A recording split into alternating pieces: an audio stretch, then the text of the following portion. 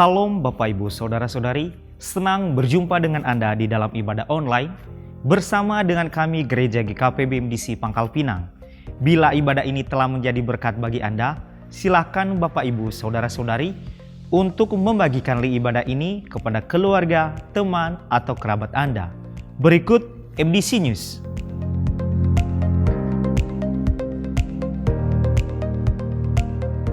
Kelas Pemuridan Dasar Kekristenan diadakan setiap hari Minggu dimulai pada pukul 11 waktu Indonesia Barat setelah ibadah kedua selesai. Doa puasa diadakan setiap hari dari hari Senin sampai hari Jumat dimulai pada pukul 19 sampai 20.30 waktu Indonesia Barat yang dilaksanakan secara onsite di gereja. Seperti tahun-tahun sebelumnya, sebagaimana kita mengawali tahun, kita membawa persembahan benih terbaik. Oleh karenanya, amplop persembahan benih terbaik telah disediakan di kotak persembahan dan akan dibawa serentak pada hari Minggu, tanggal 29 Januari 2023 di kotak persembahan benih terbaik yang telah disediakan. Mari kita membangun keintiman dan relasi kita dengan Tuhan dan menikmati hadirat-Nya. Menikmati embun surgawi yang diadakan setiap hari Selasa dan Kamis dimulai pada pukul 5 sampai pukul 6 waktu Indonesia Barat. Dan doa meneduhkan jiwa diadakan setiap hari Rabu dimulai pada pukul 11 sampai pukul 12 waktu Indonesia Barat yang dilaksanakan secara online melalui Zoom Meeting. Bagi Bapak, Ibu, Saudara-saudari yang akan memberikan persembahan umum, persembahan persepuluhan dan persembahan misi, serta persembahan untuk pembangunan, dapat mentransfer ke rekening yang tertera di layar.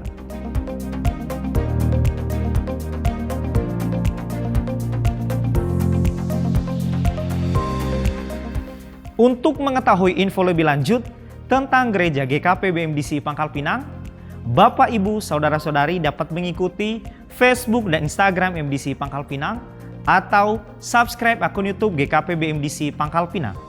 Demikian info tentang Gereja GKP BMDC Pangkal Pinang dan selamat beribadah. Tuhan Yesus memberkati. Selamat pagi, shalom Bapak Ibu dan Saudara kasih dalam Tuhan. Mari kita datang muji Tuhan pada pagi hari ini. Haleluya.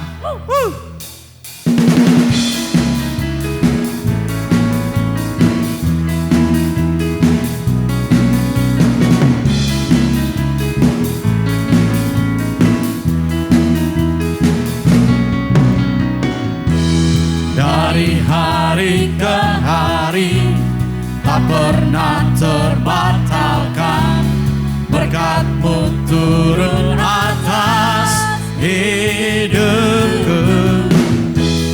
Dari hari ke hari tiada pernah tertunda, kesetiaan Kau limpahkan bagiku.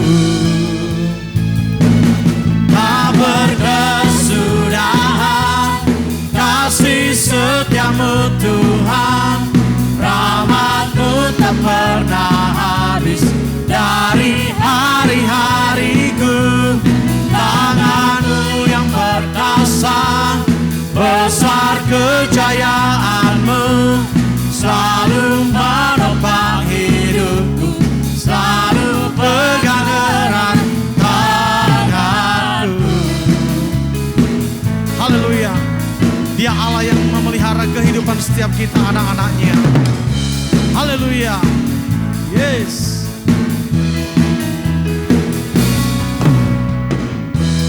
Dari hari ke hari tak pernah terbatalkan, berkat-Mu turun atas hidupku. Dari hari ke hari tiada pernah tertunda, kesetiaan-Mu Kau limpahkan bagiku. Tak berkesudahan kasih setia-Mu Tuhan, rahmat-Mu tak pernah habis. Dari hari-hariku, tangan-Mu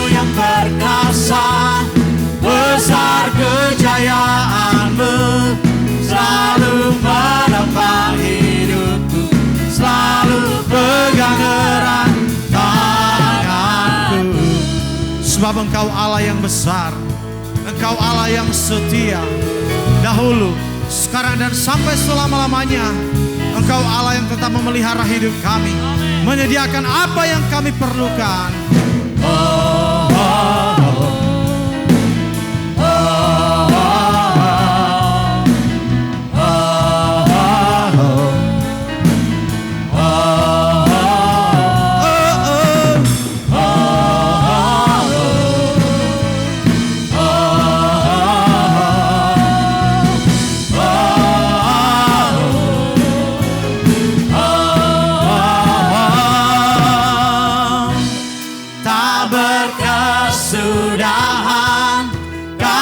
Setiamu Tuhan, rahmat-Mu tak pernah habis dari hari-hariku.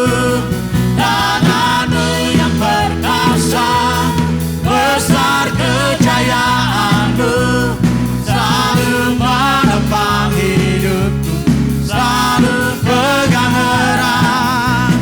Tak berkesudahan kasih setiamu Tuhan, rahmat-Mu tak pernah habis dari hari-hariku. Tangan-Mu yang perkasa, besar kejayaan-Mu, selalu menopang hidupku, selalu pegang erat tanganku.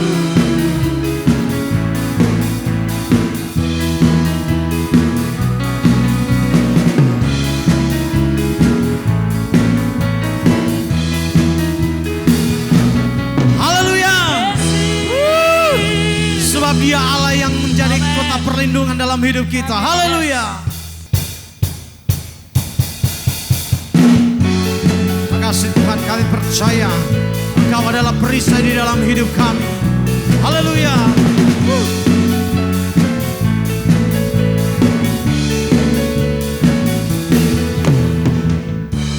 Tinggal dekatmu ku aman, hidup dalammu ku menang. Kau yang memegang hidupku di tanganmu, Kau meneguhkan langkahku.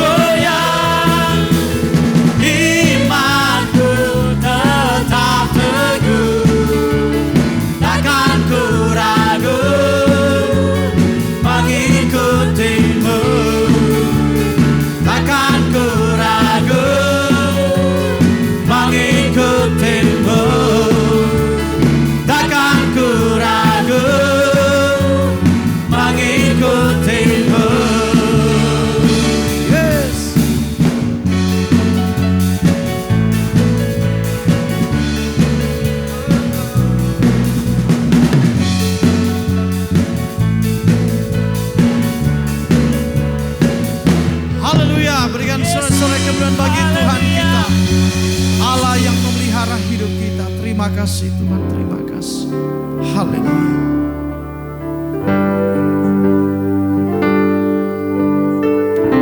Engkau Allah yang menyediakan segala sesuatu di dalam hidup kami. Karena Engkau Bapa kami yang memelihara hidup kami. Engkau Tuhan yang setia di dalam hidup kami. Terima kasih Tuhan. Terima kasih. Haleluya.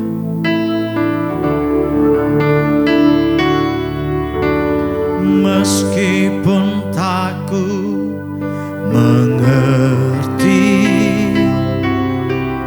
apa yang ku alami,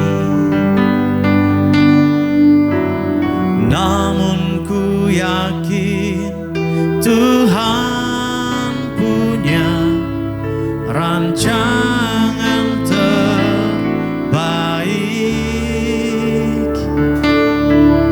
Pertolonganku datang darimu, Yesus yang ku percaya.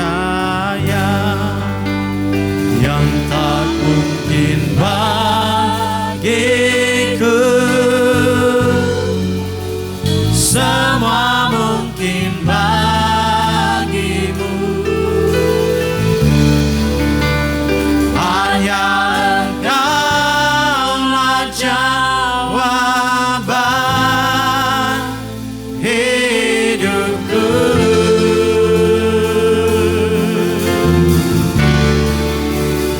Yang tak pernah ku lihat dan tak pernah ku pikirkan, itu yang Kau sediakan bagiku.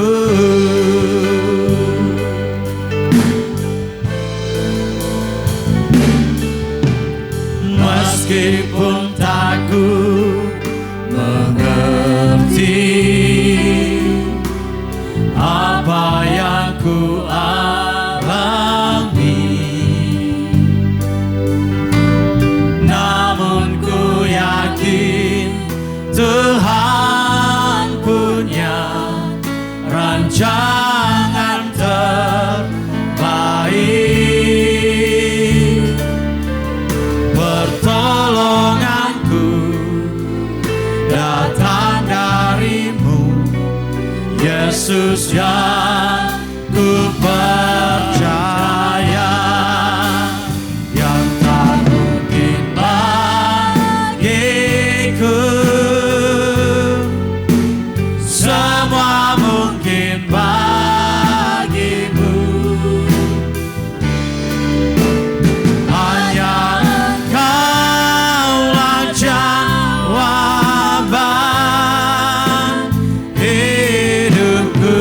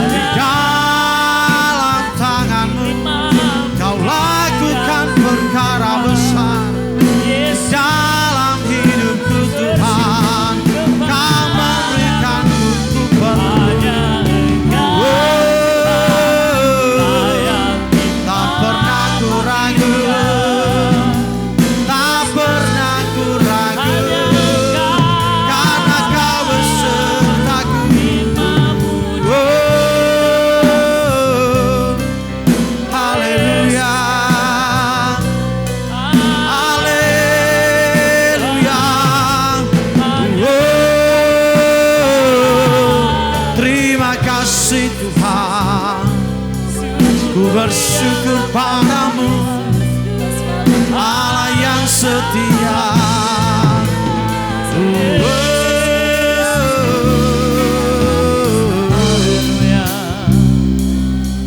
Terima kasih Tuhan, sebab Engkau Allah yang begitu mengasihi hidup kami.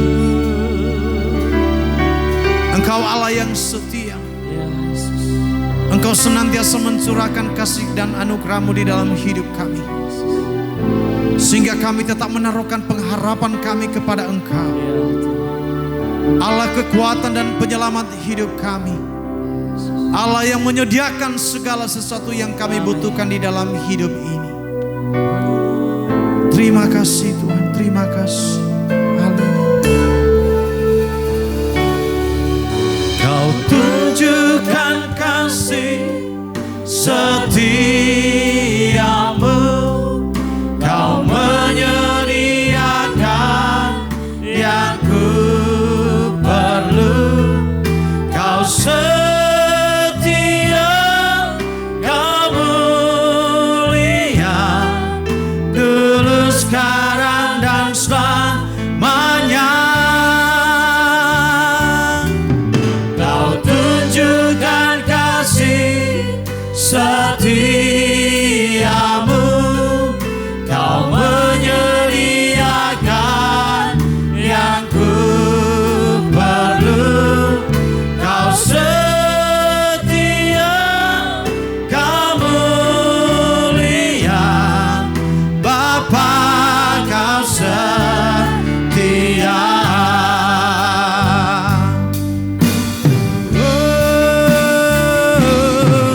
Kau tunjukkan kasih setiamu, Kau menyediakan yang ku perlu. Kau setia, Kau mulia, dulu, sekarang, dan selamanya. Kau tunjukkan kasih setiamu, Kau menyediakan yang ku perlu. Kau setia, Kau setia, Kau setia, Kau setia, Kau setia, Kau mulia, Bapa, Kau setia.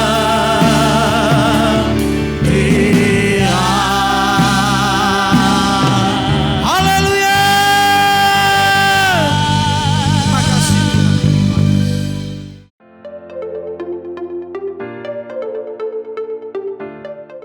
Shalom Bapak Ibu Saudara-saudari yang dikasihi oleh Tuhan. Senang sekali hari ini kita dapat berjumpa kembali di dalam ibadah ini. Dan saya percaya bahwa setiap kita semuanya dalam keadaan baik-baik karena Tuhan yang menyertai dan memelihara hidup kita. Amin. Nah, hidup kita di dalam dunia ini adalah hidup yang penuh dengan tantangan dan rintangan. Oleh sebab itu dibutuhkan sikap hati yang benar untuk menghadapinya. Itulah sebabnya kita harus selalu ingat pesan firman Tuhan selama beberapa minggu ini bagi kita, sebagaimana pesan Tuhan kepada Yosua yang memiliki tugas untuk memimpin umat Israel menyeberangi sungai Yordan dan menuju negeri yang dijanjikan Allah kepada umat Israel. Pesan firman Tuhan itu dicatat di dalam Yosua pasal 1 ayat yang ke-9. Be strong and courageous, atau kuatkan dan teguhkanlah hatimu. Tantangan yang harus dihadapi oleh Yosua dan bangsa Israel dalam perjalanan menuju tanah yang telah Tuhan janjikan bukanlah hal yang mudah. Namun mereka tidak boleh mundur atau berbalik kembali ke Mesir. Tetapi mereka harus melangkah menghadapi tantangan dan rintangan tersebut. Ada sungai Yordan yang mereka harus seberangi, ada tembok Yeriko yang harus mereka hancurkan, dan ada musuh-musuh yang harus mereka hadapi dan taklukkan. Oleh sebab itu Tuhan berfirman supaya mereka memiliki sikap hati yang kuat dan teguh. Bapak, Ibu, Saudara-saudari, dalam perjalanan hidup kita pun demikian. Kita menghadapi berbagai macam tantangan dan kesulitan yang harus kita hadapi. Oleh sebab itu marilah kita juga memiliki sikap hati yang benar, yaitu sikap hati yang kuat dan teguh. Kekuatan yang bukan bersumber dari kekuatan diri kita sendiri, tetapi dari Tuhan yang menyertai kita sampai selama-lamanya. Amin. Nah, untuk memiliki sikap hati yang kuat dan teguh tersebut, tentunya dapat kita bangun melalui relasi yang sehat dan pengenalan kita akan Tuhan secara pribadi. Dengan hidup mengandalkan Tuhan, fokus kepada janji-janjinya dan firman-Nya. Jangan fokus kepada berita-berita yang membuat kita khawatir dan takut, tetapi berpegang teguh kepada setiap janji Allah di dalam firman-Nya. Karena setiap janjinya itu pasti digenapi. Amin, saudara-saudari. Nah, kita tatap masa depan kita dengan penuh pengharapan. Sebab Allah senantiasa menyertai kita. Ia yang menuntun langkah-langkah hidup kita. Dan Ia senantiasa memelihara hidup kita. Bahkan Dia juga yang menyediakan segala yang kita perlukan. Serta janji-janjinya pasti digenapi. Kita tatap masa depan tanpa rasa takut dan cemas atau khawatir. Namun hidup dengan penuh pengharapan. Sebab Dia senantiasa menyertai kita. Dia menuntun kita. Dia memelihara hidup kita. Itulah firman Tuhan yang sudah kita pelajari di beberapa minggu yang lalu. Dan dalam kesempatan hari ini kita akan belajar topik yang keempat. Yaitu Dia menyediakan bagimu. He provides for you. Bapak, Ibu, Saudara-saudari yang dikasihi oleh Tuhan, kita perlu mengerti bahwa sebetulnya ada pandemi yang sejak dahulu sampai sekarang melanda dan menguasai sebagian besar manusia. Pandemi tersebut adalah rasa takut, khawatir, dan cemas. Terlebih lagi akibat pandemi COVID-19 yang telah melanda dunia ini, yang berdampak kepada berbagai aspek kehidupan. Dan juga muncul prediksi-prediksi bahwa tahun 2023 ini adalah tahun yang tidak mudah, tahun yang gelap dikatakan orang. Nah, hal ini tentunya berakibat membuat meningkatnya jumlah orang yang mengalami ketakutan, kekhawatiran, dan kecemasan di dalam hidup. Namun menurut beberapa pakar bahwa 85% dari hal yang kita khawatirkan itu sebetulnya tidak terjadi. Nah, hal kekhawatiran ini akan berakibat fatal terhadap kesehatan jasmani, jiwani, dan juga kepada produktivitas di dalam bekerja. Oleh karena itu Tuhan Yesus menegaskan kepada setiap orang percaya supaya jangan khawatir. Dikatakan dalam Matius 6 ayat yang ke-25, karena itu aku berkata kepadamu, janganlah khawatir akan hidupmu, akan apa yang hendak kamu makan atau minum. Dan janganlah khawatir pula akan tubuhmu, akan apa yang hendak kamu pakai. Bukankah hidup itu lebih penting daripada makanan, dan tubuh itu lebih penting daripada pakaian? Nah, saudara-saudari yang dikasihi oleh Tuhan, hal yang serupa juga ditegaskan oleh Rasul Paulus yang dicatat dalam Filipi 4 ayat yang ke-6, saudara. Dikatakan, janganlah hendaknya kamu khawatir tentang apapun juga. Tetapi nyatakanlah dalam segala hal keinginanmu kepada Allah dalam doa dan permohonan dengan ucapan syukur. Nah, saudara-saudari, kata khawatir yang dipakai di dalam Matius 6 ayat 25 dan juga Filipi 4 ayat yang ke-6 dalam bahasa Yunani ditulis dengan kata merimnao, yang artinya worry atau khawatir dan juga anxious atau cemas. Memang hidup kita di dalam dunia ini seringkali menghadapi musim-musim yang berubah. Ada berbagai kesulitan-kesulitan yang kita alami, ada berbagai tantangan yang harus kita hadapi. Namun sebagai orang yang percaya, marilah kita memiliki sikap hati yang benar, yaitu tidak dikuasai oleh ketakutan, kekhawatiran, dan kecemasan tersebut. Mengapa, saudara? Karena Allah yang kita sembah adalah Bapa yang baik. Bapa yang sanggup menyediakan apa yang kita perlukan dalam hidup kita. Amin. Bila kita mengenal Allah sebagai Bapa yang baik, yang menyediakan segala yang kita perlukan, maka kita tidak perlu khawatir di dalam hidup ini. Nah, kata menyediakan itu memiliki arti menyiapkan, mengadakan, dan juga mencadangkan. Allah yang kita sembah adalah Jehovah Jireh. Artinya adalah Allah yang menyediakan. Nah, kalimat ini muncul pertama kali diucapkan oleh Abraham pada saat ia diminta Tuhan untuk mempersembahkan anaknya satu-satunya, yaitu Ishak, di bukit atau di Gunung Moria, yang dicatat di dalam Kejadian pasal yang ke-22 ayat yang ke-14. Dikatakan demikian, dan Abraham menamai tempat itu Tuhan menyediakan. Sebab itu sampai sekarang dikatakan orang, di atas gunung Tuhan akan disediakan. Allah yang menyediakan, Jehovah Jireh, itu bersifat sebuah nubuatan yang menunjuk kepada korban pengganti seekor domba jantan yang disediakan oleh Allah. Dan puncak penggenapan pernyataan Abraham tersebut adalah dalam tindakan Allah yang menyediakan anaknya yang tunggal sebagai korban pendamaian di Golgota bagi manusia yang berdosa.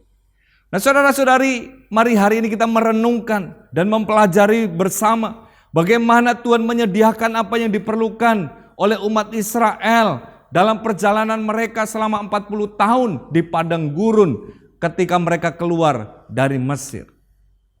Mari saya mengajak kita bersama-sama membaca Keluaran pasal yang ke-16 ayat yang pertama sampai dengan 15. Keluaran pasal 16 ayat yang pertama sampai dengan 15. Demikian firman Tuhan. Setelah mereka berangkat dari Elim, tibalah segenap jemaah Israel di padang gurun Sin yang terletak di antara Elim dan Gunung Sinai pada hari yang ke-15 bulan yang kedua sejak mereka keluar dari tanah Mesir.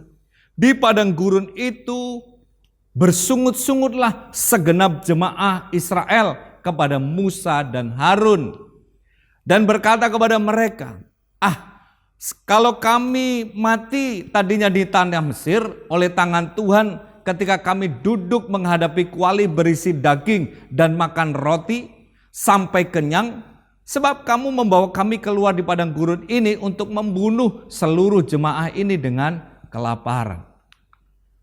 Lalu berfirmanlah Tuhan kepada Musa, sesungguhnya aku akan menurunkan dari langit hujan roti bagimu, maka bangsa itu akan keluar dan memungut tiap-tiap hari sebanyak yang perlu untuk sehari, supaya mereka kucoba apakah mereka hidup menurut hukumku atau tidak. Dan pada hari yang ke-6 apabila mereka memasak yang dibawa mereka pulang, maka yang dibawa itu akan terdapat 2 kali lipat banyaknya dari apa yang dipungut mereka sehari-hari. Sesudah itu berkatalah Musa dan Harun kepada seluruh orang Israel, petang ini kamu akan mengetahui bahwa Tuhanlah yang telah membawa kamu keluar dari tanah Mesir. Dan esok pagi kamu melihat kemuliaan Tuhan karena ia telah mendengar sungut-sungutmu kepadanya.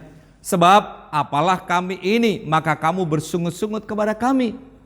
Lalu kata Musa, jika memang Tuhan yang memberi kamu makan daging pada waktu petang dan makan roti sampai kenyang pada waktu pagi, karena Tuhan telah mendengar sungut-sungutmu yang kamu sungut-sungutkan kepadanya, apalah kami ini, bukan kepada kami sungut-sungutmu itu, tetapi kepada Tuhan. Kata Musa kepada Harun, katakanlah kepada segenap jemaah Israel, marilah dekat ke hadapan Tuhan, sebab ia telah mendengar sungut-sungutmu. Dan sedang Harun berbicara kepada segenap jemaah Israel, mereka memalingkan mukanya ke arah padang gurun, maka tampaklah kemuliaan Tuhan dalam awan. Lalu berfirmanlah Tuhan kepada Musa, aku telah mendengar sungut-sungut orang Israel, katakanlah kepada mereka, pada waktu senja kamu akan makan daging dan pada waktu pagi kamu akan kenyang makan roti, maka kamu akan mengetahui bahwa akulah Tuhan Allahmu.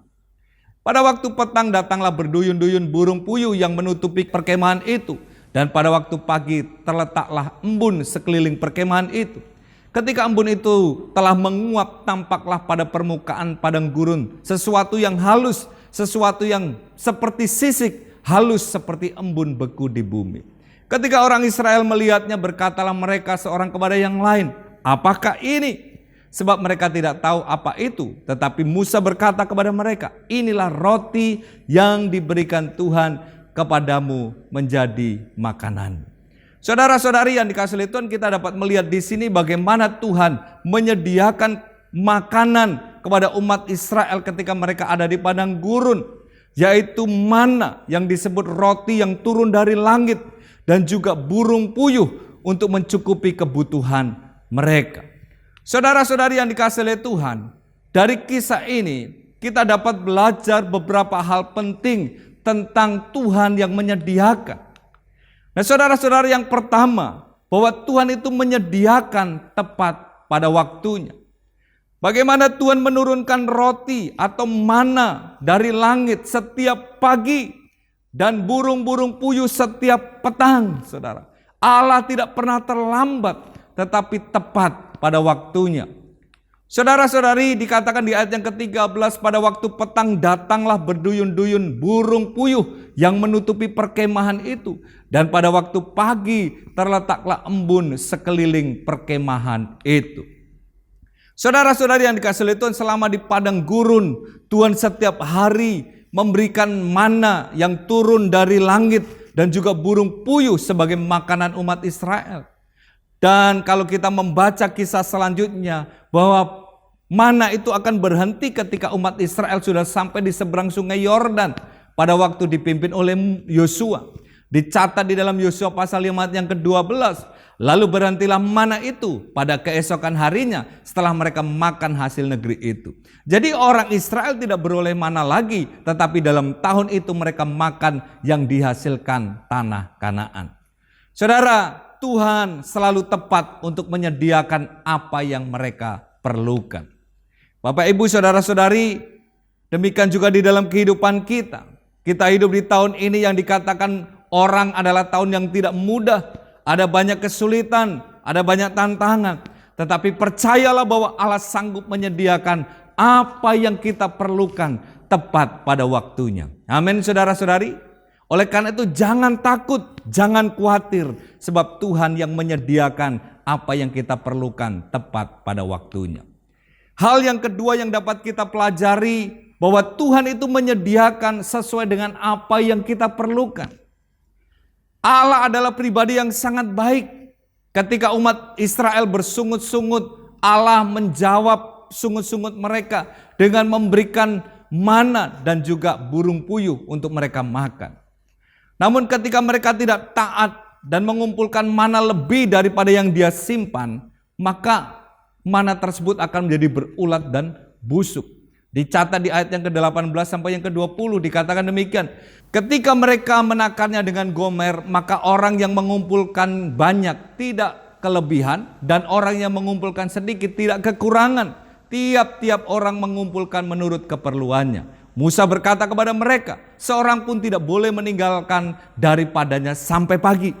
Tetapi ada yang tidak mendengarkan Musa dan meninggalkan daripadanya sampai pagi.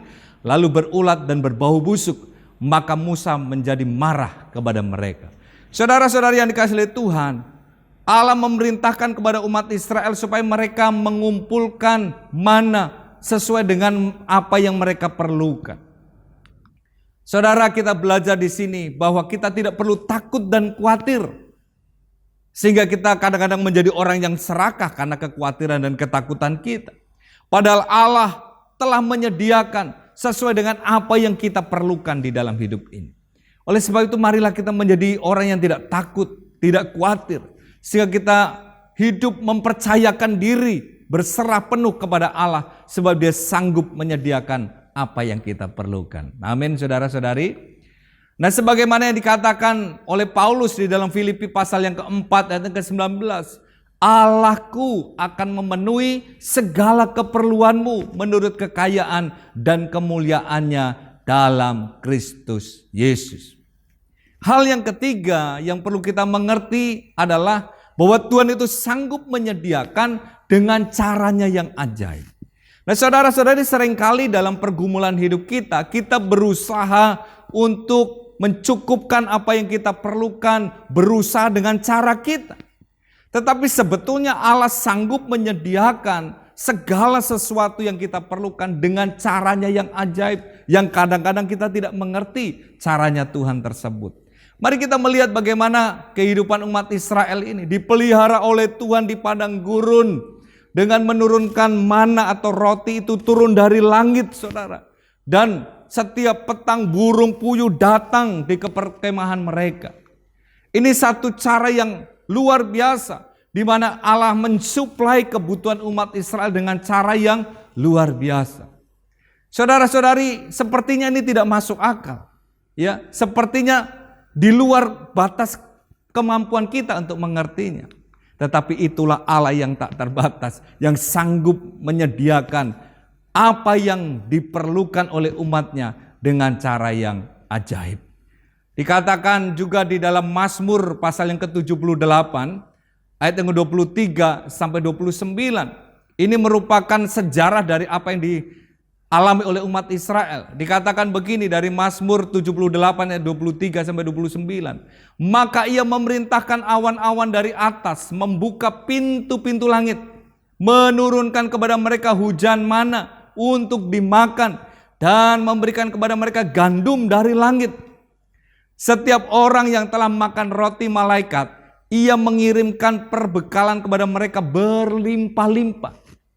Ia menghembuskan angin timur dari langit dan menggiring angin selatan dengan kekuatannya. Ia menurunkan kepada mereka hujan daging seperti debu banyaknya, dan hujan burung-burung bersayap seperti pasir laut. Ia menjatuhkan ke tanah perkemahan mereka sekeliling tempat kediaman itu. Mereka makan dan menjadi sangat kenyang. Ia memberikan kepada mereka apa yang mereka inginkan. Betapa luar biasanya Allah itu, saudara. Bapa yang kita sembah, Dia sanggup mensuplai, menyediakan apa yang kita perlukan dengan cara yang ajaib. Nah, saudara-saudari yang dikasihi Tuhan, jika Allah sanggup menyediakan apa yang kita perlukan dengan cara yang ajaib, maka tentunya kita tidak perlu hidup dalam ketakutan dan kekhawatiran dan berusaha menyelesaikan masalah kita dengan cara kita. Meskipun ada banyak informasi, berita-berita negatif yang kita dengar, tetapi jangan fokuskan hidup kita kepada hal yang demikian. Tetapi percayalah, fokuskan hidup kita kepada setiap janji Tuhan dan kepada pribadi Allah yang tak terbatas itu. Saudara-saudari, sekarang bagaimana seharusnya sikap kita? Sebagai orang-orang yang percaya bahwa Tuhan yang sanggup menyediakan apa yang kita perlukan dalam hidup kita. Yang pertama, saudara, marilah kita hidup jangan bersungut-sungut. Seperti yang kita pelajari dari kehidupan umat Israel. Mereka bersungut-sungut kepada Musa. Bahkan sungut-sungut mereka itu sampai kepada Tuhan.